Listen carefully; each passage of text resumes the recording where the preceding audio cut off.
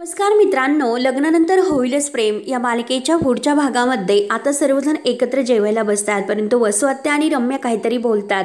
तर आता पार्थला खूप राग येतो. पार्थ त्यांच्यावर ओरडतो की येथे जे काही तुम्हाला बोलायचं असेल तर ते अगदी सभ्यपणे बोलायचे नाही तर. आणि तेवढ्यात पार्थला जोराचा ठसका लागतो.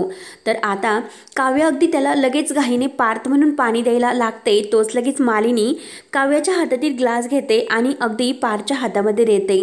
काव्याला मात्र मालिनीचं हे बदललेलं रूप बघून आता वाईट वाटतं आणि आता मालिनी काव्याकडे बघत असते आणि काव्या मालिनीकडे.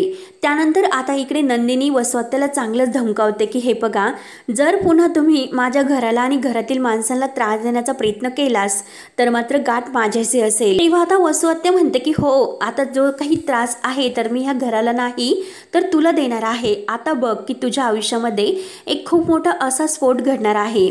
तर आता इकडे नंदिनीला खूप भीती वाटते.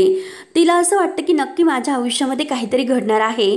म्हणून नंदिनी आता खूप टेन्शनमध्ये येते आणि आता ती विचार करत असते आणि इकडे काव्या मालिनीच्या वागण्यामुळे टेन्शनमध्ये असते. तर मित्रांनो, पुढे काय होतं हे बघण्यासाठी आपल्या चॅनलला नक्की सबस्क्राईब करत राहा. धन्यवाद.